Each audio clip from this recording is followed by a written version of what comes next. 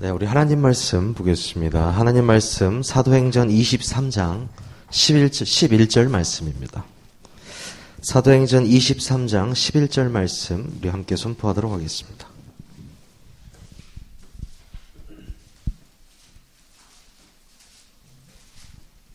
신약성경 사도행전 23장 11절 말씀입니다. 시작. 그날 밤에 주께서 바울 곁에 서서 이르시되 담대하라. 네가 예루살렘에서 나의 증언한 것 같이 로마에서도 증언하여야 하리라 하시니라. 아멘. 오늘 하나님께 찬양드리고 또 기도드리고 여러분 또 말씀 받으러 오신 여러분들에게 성삼위 하나님의 특별한 은혜가 임하시기를 소원합니다. 오늘 여러분과 함께 나눌 말씀의 제목은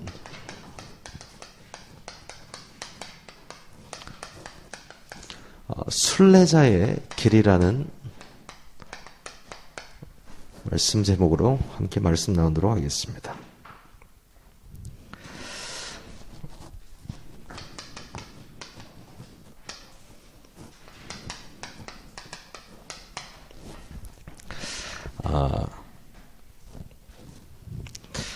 이 순례라는 말의 단어적 의미는 이 순자가요, 돌다, 혹은 순행하다, 또 따르다 이런 뜻이 있습니다.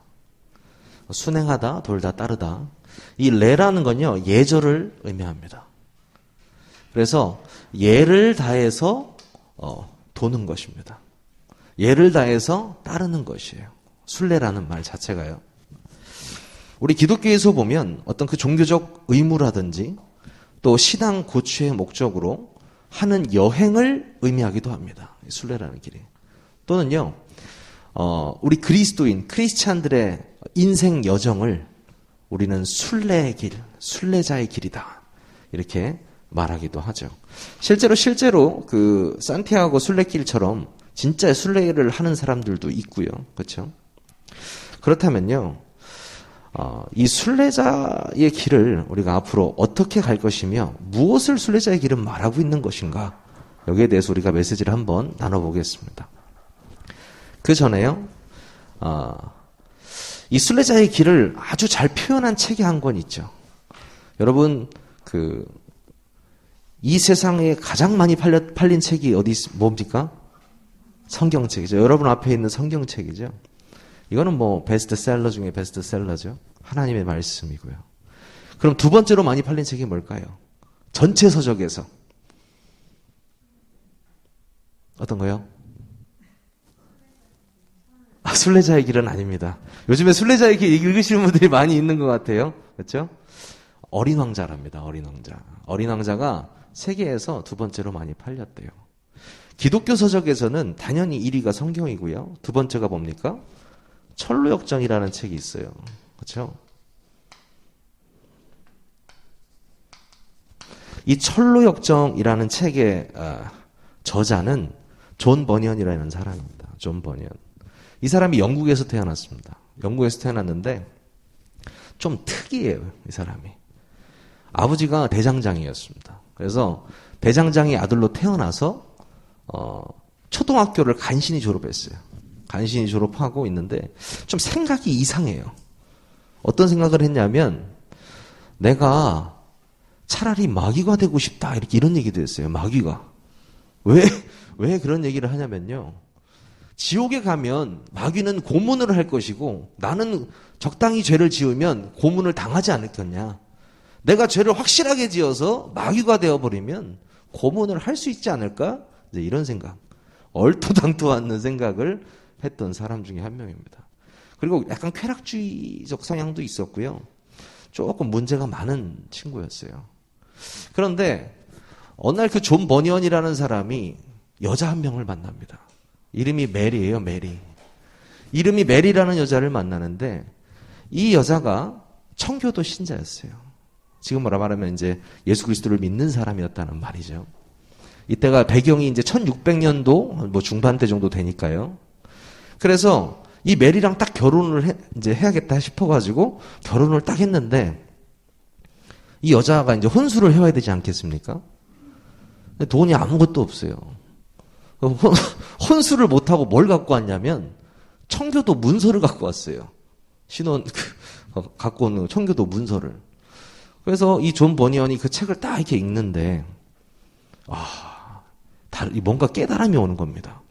이거 지금 예수가 그리스도라는 이 사실이 정말 사실이고, 그런데 왜 지금 천주교는 성경적으로 하고 있지 않는가? 여기에 대한 증오심이 확 일어나는 거예요. 이 존 버니언이. 그러면서 내가 이 복음만 증거해야겠다. 이렇게 생각을 딱 고쳐먹습니다. 대단한 거죠. 그리고 나서요, 완전 전도자의 삶을 살아요. 어디 가서든 전도하고 말씀 전하고 막 계속 이렇게 존 버니언이 합니다. 그러다가 이때 당시의 시대 배경이 너무 핍박이 많을 때였어요. 그래서 이 존 버니언이 그 비밀 집회 죄로 12년간 감옥살이를 합니다. 그러니까 허가 없이 복음을 증거했다는 죄로 12년간. 분명히 하나님의 계획이 있겠죠. 어떤 계획이 있었냐면요, 그곳에서 자신의 자서전을 쓰고요, 그곳에서 이 철로역정 일부를 쓰게 됩니다. 감옥살이 하면서. 저는 이 한 사람의 인생 여정을, 존 버니언의 인생 여정을 보면서, 여러분도 철로역정은 거의 다 읽어보셨을 거라고 생각이 드는데요, 그 철로역정의 이 인생길, 순례자의 길이 이 존 버니언의 인생과 굉장히 닮은 점이 많이 있어요. 굉장히. 무슨 말이냐? 어쩌면 자신의 인생 고백을 그 문학책에 담아서 써놓은 것일 수 있습니다. 문학적으로도 굉장히 좋은 평가를 받는 책이지만 많은 크리스찬들에게 뭡니까? 이 순례자의 길이 무엇인가를 보여주는 책입니다. 저는 이 존 버니언을 보면서요, 하나님을 만나기 전의 사람, 그 상태, 그리고 그 사람이 복음을 받아서 회심을 하고, 그렇죠? 새 생명을 얻어서 새 사람이 되어서 순례자의 길에 올라섰다는 것입니다. 어디서 많이 본 것 같지 않으세요? 여러분의 인생이 이렇습니다. 그렇죠? 여러분의 하나님이 만나기 전의 인생과 내가 어떤 문제를 만나서 어떤 고통 속에서 내가 하나님을 만나고 복음을 깨달아서 그리스도께 돌아오고 다시 새 사람이 되어서 이 길에 들어섰다라는 것. 여러분의 이야기죠. 바울도 이 이야기만 하고 다녔습니다. 내가 원래 예수 믿는 사람을 죽이고 다녔던 사람이다. 하지만 내가 다마스쿠스 도상에서 예수님의 음성을 듣고 예수님을 만났다. 나는 이제 이 예수 그리스도의 죽으심과 부활하심 외에는 알지 않기로 작정했다. 이렇게 이야기하죠. 무슨 말입니까? 여러분이 어디서든 이거를 간증할 수 있으셔야 됩니다. 손을 붙잡는 모든 사람에게 내가 만난 그리스도, 내가 만난 그리스도는 이런 그리스도예요. 내가 체험한 그리스도. 그걸 보고 뭐라고 합니까? 나의 복음이다. 이렇게 이야기합니다. 여러분 자신에게 체험된 복음. 그 복음을 가지고 가는 길이 무슨 길입니까? 순례자의 길입니다. 여러분이 오늘 말씀을 통해서 진짜 이 순례자의 길에 하나님과 동행하는 축복을 누리시기를 바라겠습니다. 그렇다면요, 이 순례자의 길은요, 도대체 무엇이냐? 첫 번째가요,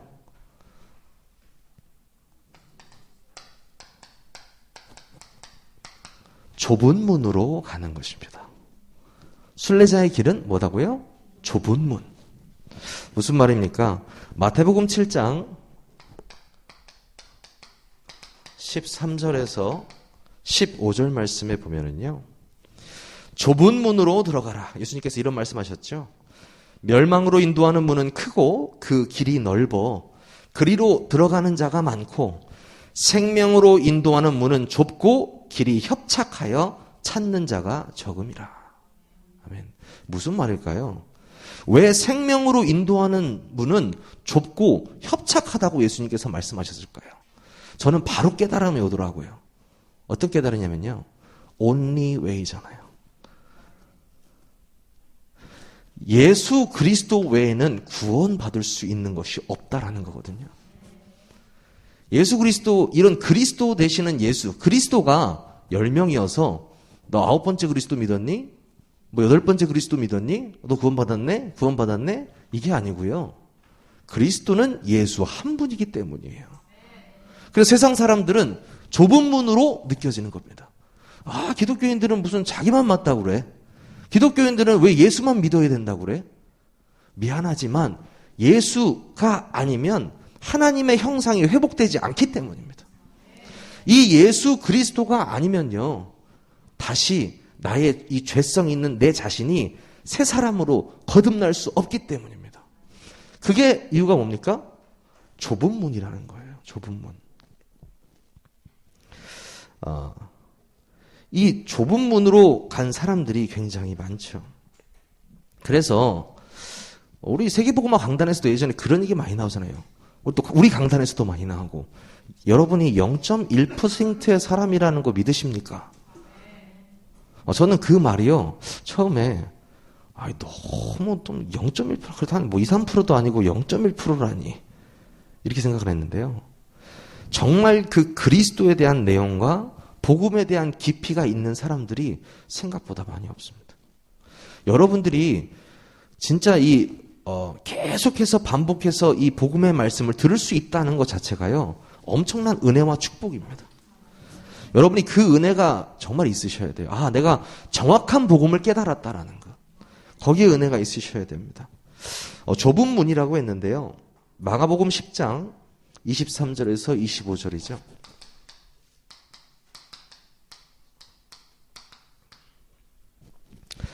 뭐라고 하냐면요. 예수께서 둘러보시고 제자들에게 이르시되 재물이 있는 자는 하나님의 나라에 들어가기가 심히 어렵도다 하시니, 제자들이 그 말씀에 놀라는지라. 예수께서 다시 대답하여 이르시되 얘들아, 하나님의 나라에 들어가기가 얼마나 어려운지 낙타가 바늘기로 나가는 것이 부자가 하나님의 나라에 들어가는 것보다 쉬우니라 하시니.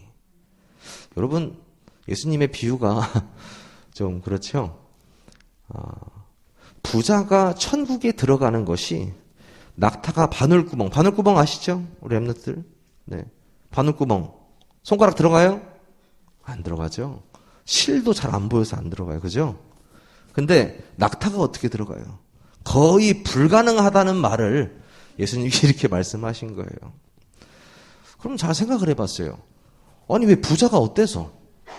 아니, 부자가 어때서 왜 더 예수 믿기가 힘들다는 건가? 생각해 보시면요. 많은 사람들이요, 이 의식주가 생명을 유지하고 있다고 생각하고 있습니다. 그렇죠? 근데 뭐 틀린 말은 아니죠. 여러분 지금 당장 일주일만 굶어 보십시오. 죽을 수도 있습니다. 그렇죠? 추운 겨울에 빤스만 입고 밖에 나가면 어떻게 됩니까? 오한이 확 들면서 나 이거 죽겠구나 싶습니다. 그 상태에서 만약에 집도 없어 보세요.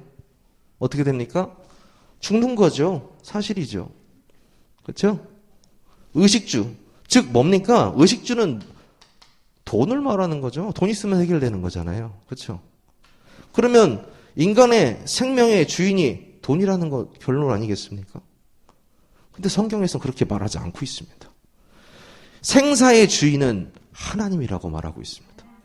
생명의 주인이 의식주가 아니고 돈이 아니고 하나님이라고 말하고 있어요. 무슨 말입니까? 저는요, 예수님께서 이 부자들이 왜 어렵냐? 이미 의식주가 넘쳐요. 의식주가 많단 말이죠. 넘친단 말이죠. 별로 하나님이 필요가 없어요. 그렇잖아요. 네. 별로 필요 없단 말이죠. 근데 사실 그 안은 썩어 들어가고 있거든요. 그럼에도 돈으로 좀 캄프라치가 되잖아요. 내가 좀 돈으로 얼굴도 막 좋은 거 바르고 캄프라치가 되잖아요. 좋은 차 타면서 캄프라치 된단 말이죠. 그래서 더욱더 자신을 속이기 때문에 복음 받기가 힘들어요. 그렇죠? 저는 자기 자신에게 솔직하고 자기 인생에 대해 솔직한 사람 복음 받기 쉽다고 생각합니다. 그리고요, 가끔 그런 경우가 있어요. 교회에 나오는 이유가 처음엔 자식이 좀 문제가 와서 교회를 다니기 시작한 부모님들이 있습니다. 가끔 제가 봐요. 전에도 몇 번 다른 교회에서도 봤는데 와가지고 열심히 예배드리고 열심히 기도하고 해요. 근데 1년, 2년, 3년, 4년 지났는데 애 상태가 똑같아요. 그러니까 이 엄마가 이제 짜증이 나니까 하나님한테도 짜증나고 목사님한테도 따지는 거예요. 교회 다니는데 애가 똑같다고. 근데 옆에서 제가 이렇게 영적인 눈으로 좀 보잖아요. 이렇게. 저거 멍청한 사람. 지금 그 아픈 아이 때문에 당신 복음 받고, 당신 남편 복음 받고, 당신 첫째 아이 복음 받고, 당신 셋째 아이까지 복음 받았는데 생명이 5명이나 살아났는데 전혀 눈치를 못 채는 거예요. 육신의 눈에 꽂혀 있어가지고 내 자식만 고쳐주십시오 하고요. 영적으로는 어마어마한 일들이 다 일어났는데요. 여러분들이요, 정말 교회 안에서도요, 생명의 눈으로 바라보시기 바랍니다. 나의 인생도 생명의 눈으로, 영적인 눈으로 바라보셔야 됩니다. 디모데후서 2장 3절이죠.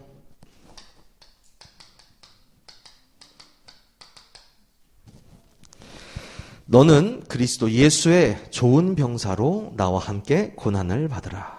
아멘. 그리스도와 복음을 위해서 고난받을 수 있는 사람.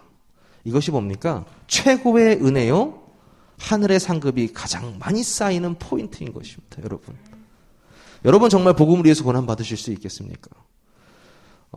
여러분의 결정적인 인생의 딱 고난 속에 복음 때문에 고난받는다면 고난을 택하시기 바랍니다.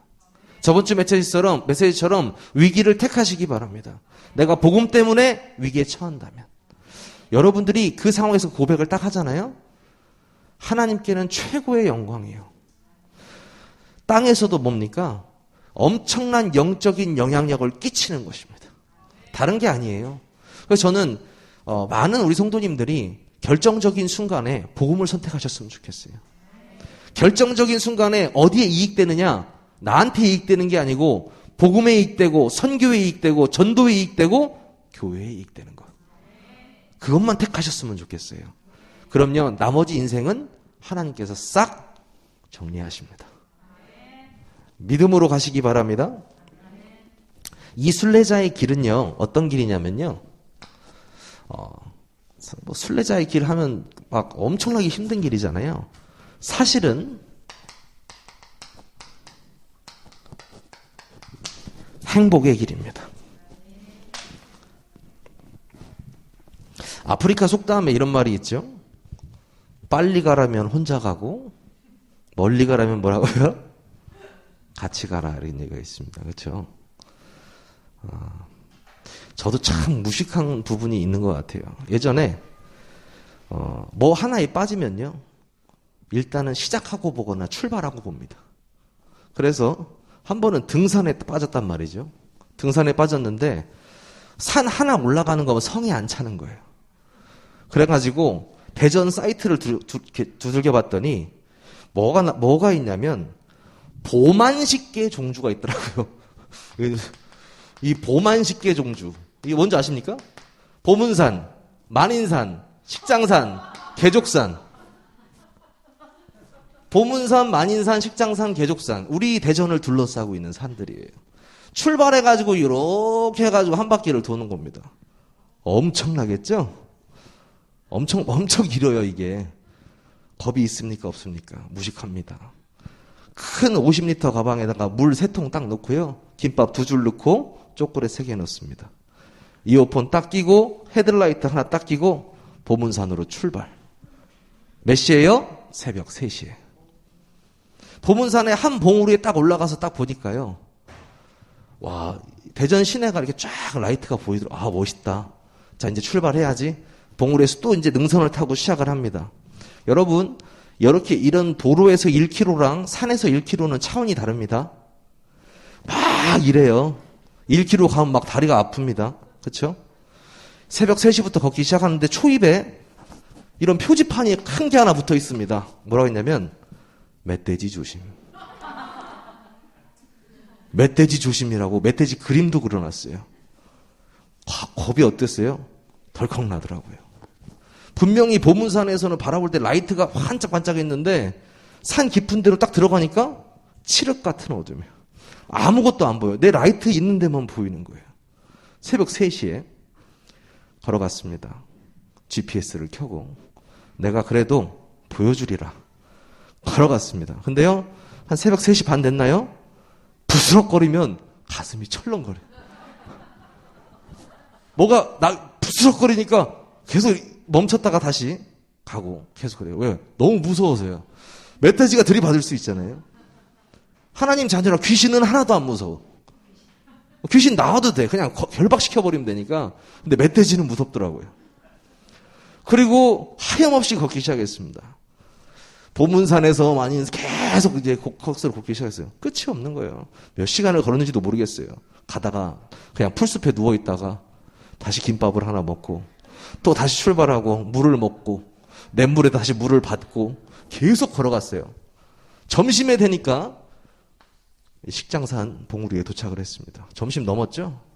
계속 갔어요. 어떻게 됐을까요?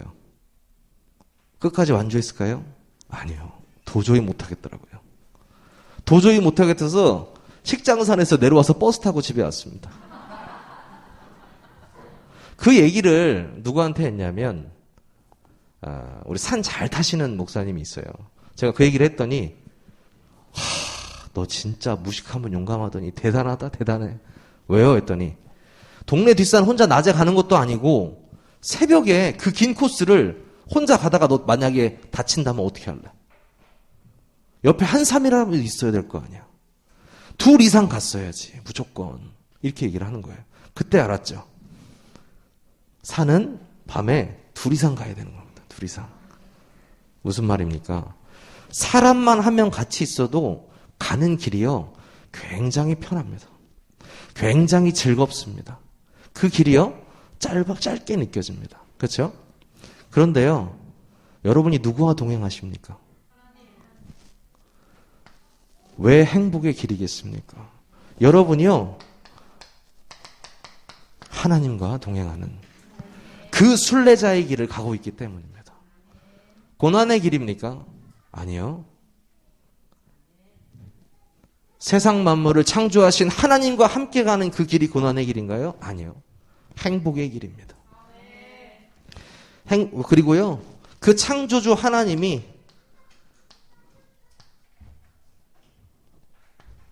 임마누엘로 우리와 함께 하시고 있습니다.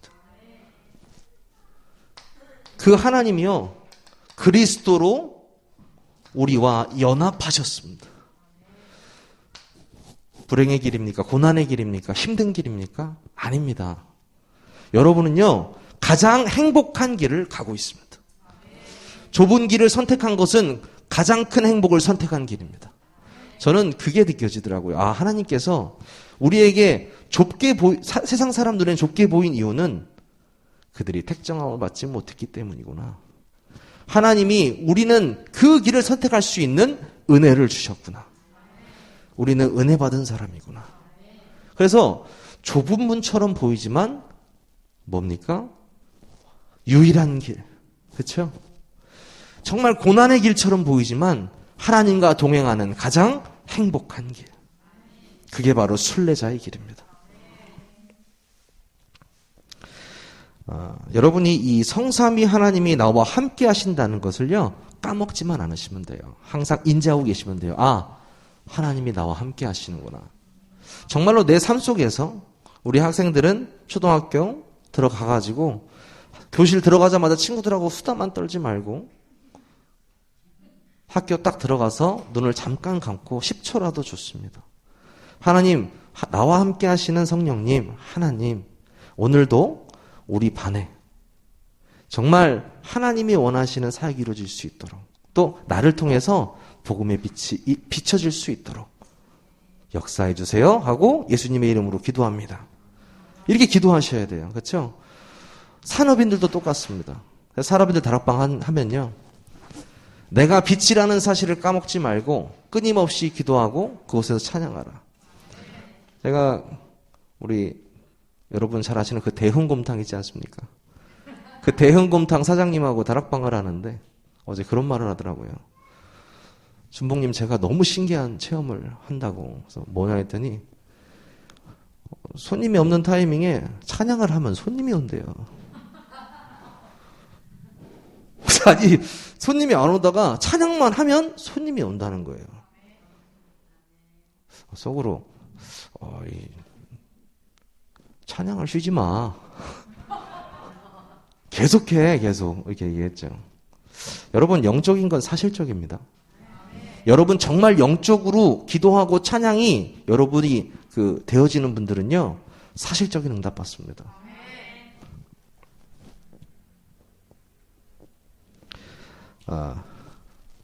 세 번째요. 정말 이 순례자의 길이 무슨 길이냐? 바로 전도자의 길입니다. 하나님께서 우리를 부르신 이유, 우리 삶의 생의 이유, 이 생명을 전달하는 것입니다.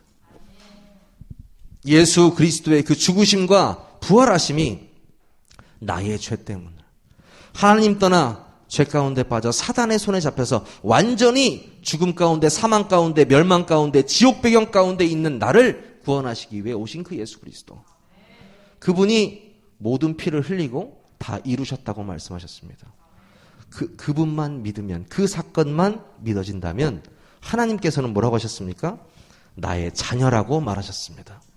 그래서 영접한다면 하나님의 자녀가 되는 권세를 주셨으니, 여러분 누구십니까? 권세 받은 자들이십니다. 어떤 권세요? 하나님의 자녀된 권세. 그래서요, 정말 전도자의 길이라고, 순례자의 길은 그 전도자의 길이라고 말씀하셨는데, 나 한 사람이 복음을 받고 이 행복한 동행을 시작하는 것. 예전에 세계복음화 이렇게 메시지가 나오면 말이 좀 안 된다는 생각을 많이 했어요. 무슨 세계복음화가 어떻게 돼? 우리 가양동 복음화도 안 되는데. 무슨 세계복음화야. 우리 친척들 복음화도 안 되는데. 심지어 가족도. 불신앙에 쪄들어 있어가지고. 그거는요, 전적으로 하나님의 능력을 못 믿는 거죠. 그냥 내 생각, 내 사고방식. 여러분, 하나님께서 하시면 정말 237 5천 종족이 복음화 될 거라고 믿으십니까? 하나님께서는 1초 만에도 하실 수 있습니다. 하지만 말씀으로 뭐라고 하셨습니까? 전도의 미련한 방법으로. 우리를 통해서 하시려고 하십니다. 그렇죠? 이 전도자의 길을 감에 있어서 여러분이 내가 어떤 세계복음화, 내가 어떤 237 운동을 해야 될까? 아니요. 여러분 옆에 있는 영혼 한 사람을 살리는 것이 237 운동의 시작입니다. 여러분에게 분명히 맡겨진 영혼들이 있습니다. 그 영혼 한 명을요, 위에서 기도하고 계속해서 그 사람을 위해서 중보기도 하고 그 사람이 예배를 성공할 수 있도록 도와주고, 뭡니까? 그 사람이 살아나게 하는 거예요. 영적으로요. 우리 직분 시험 보신 분들도 아시겠지만, 우리 장로님들의 어떤 직무라든지 권사님 직무, 집사님 직무 보면 뭐가 있는지 아시죠? 성도들을 위해서 봉사 헌신이 있죠. 그리고 기도하는 것도 있습니다. 정말 기도해 주셔야 돼요. 모든 성도님들을 위해서 기도해 주시는 중직자분들. 그분들을 통해서요, 그 한 사람 한 사람이 살아나고, 또 그 한 사람 한 사람이 살아나고, 또 한 사람 한 사람이 살아나는 거예요. 이걸 보고 뭐라고 하는지 아십니까? 믿음 운동의 확산이라고 합니다. 여러분이 그 운동을 통해서 결국엔 대전과 세종의 삼천제자 운동을 하나님께서 일으키실 것입니다.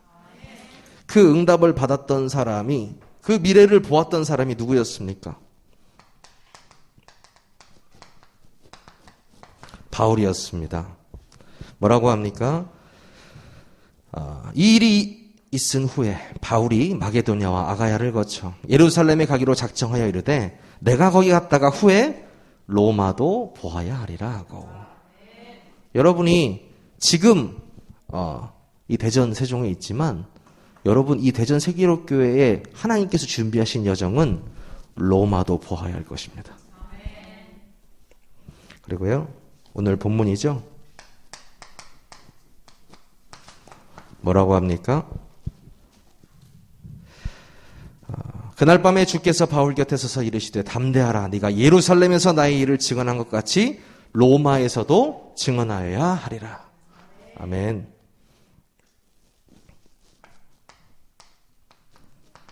네가 가이사 앞에 서야 할 것이다. 무슨 말입니까? 하나님께서는요, 확실한 언약을 주셨고 그 언약의 끝은 어디입니까? 237입니다. 우리가 땅 끝까지 복음 전하는 것. 우리가 못하면 누굽니까? 우리 후대들이 할 것입니다.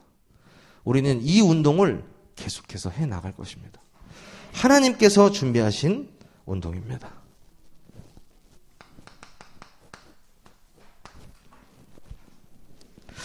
제가 좋아하는 찬송 중에 여러 가지 있지만 359장 굉장히 좋아요. 전성을 향해 가는 성도들아. 그러다 보니까 앞길에 장애를 두려워 말아라. 왜요? 왜 두려워 말라고 했습니까? 성령이 너를 인도하시리니 왜 지체를 하고 있느냐. 우리는 천성을 향해 가는 성도들이잖아요. 왜 지체를 하고 있습니까? 성령이 인도하고 있는데요. 앞으로 천성을 향해 나가세. 이 찬송이 너무 좋지 않으세요? 2절은 더 좋아요. 너 가는 길을 누가 비웃거든. 뭐라고 합니까? 확실한 증거를 보여주어라. 그럼 뭐라고 합니까? 성령의 감화함을 주사. 그 사람들도 뭐예요? 참 빛을 얻으리. 무슨 말이에요? 어떤 증거입니까? 예수가 그리스도라는 증거를 보여주라는 것입니다. 그럼 뭐라고 하냐면 성령이 친히 감화하여 주사. 감화가 뭔지 아세요? 어떤 영향을 받아서 마음이 변하는 걸 감화라고 합니다. 감화. 성령을 통해서 그 사람의 마음이 완전히 변화되는 역사. 감화되는 역사를 통해서 빛이 전달되는 것입니다. 여러분, 우리 여기 있는 모든 분들이 천성을 향해 달려가고 있습니다. 앞으로요. 성령이 인도하시고 성령이 우리를 위해서 감화하십니다. 그렇기 때문에요, 증거하세요. 그냥 증거하시면서 앞으로 나가시면 돼요. 여러분을 괴롭히는 사람이 있습니까? 세력이 있습니까? 지지라고 하세요. 기차는 달려갑니다. 여러분, 정말 이 복음운동 순례자의 길에 함께 가고 있고요. 전도자의 여정, 우리 교회 여정에 함께 가고 있어요. 절대 두려워하지 마시고요. 말씀 붙잡고 나가시기를 바랍니다. 결론은 항상 같습니다. 강단의 말씀이죠. 가이오와 같은 사람이란 말씀 주셨습니다. 그렇죠? 이 가이오가 어떤 사람이었습니까? 순례자의 길을 가는 사람이었습니다. 그렇죠? 어떤 사람이었냐고 하셨죠?